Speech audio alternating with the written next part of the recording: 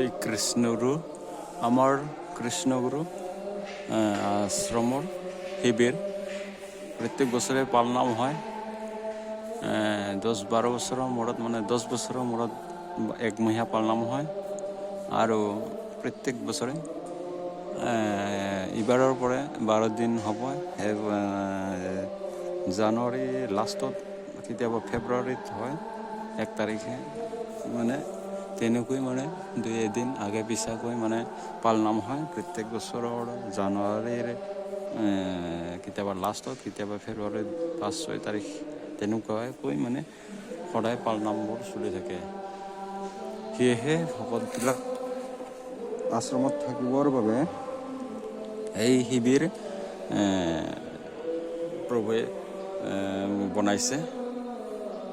পুৰা শিবিৰ পুৰা ভকত থাকিব পাৰে। এইখন গেট মেইন গেট, এইখন সিপিনেও গেট আছে, সিপিনেও গেট আছে, তিনিখন। পিছপিনে লেট্ৰিন বাথৰুম কৰা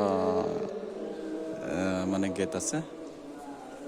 বন্ধু বান্ধৱীসকল, আমি আজি পালনামত আহিছিলোঁ, আশ্ৰমত আহিছিলোঁ, কৃষ্ণগুৰু আশ্ৰমত। আমাৰ ল'ৰা হোষ্টেলত থাকে। কৃষ্ণগুৰু আশ্ৰমত হোষ্টেল আছে, ইংলিছ মিডিয়াম আছে, আছামিছ মিডিয়াম আছে, ইউনিভাৰ্চিটি কলেজ সকলো ছায়েন্স মিডিয়াম আছে, চব আছে ইয়াতে পোৱা যায়। নাৰ্ছিং হোম আছে। সেয়েহে বন্ধু বান্ধৱীসকল, আপোনালোকেও আহিব। ইয়াতে আধ্যাত্মিক শিক্ষা প্ৰদান কৰা হয় সকলো স্কুল কলেজত। ইয়াতে বিদ্যাজ্যোতি আৰু ইউনিভাৰ্চিটিত ইয়াত আধ্যাত্মিক শিক্ষা পোৱা যায়। সেয়েহে বন্ধু বান্ধৱীসকল, কেতিয়াবা যদি পূৰা আহিবলৈ ইচ্ছা আহিবলৈ কৰিব আহিব ইয়াতে।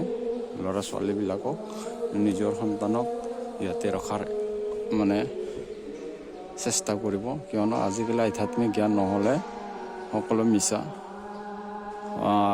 আমি দেখি আহিছোঁ এই পৃথিৱীত নানা ধৰণৰ সমস্যা নানা ধৰণৰ ঘটনা হৈ আছে।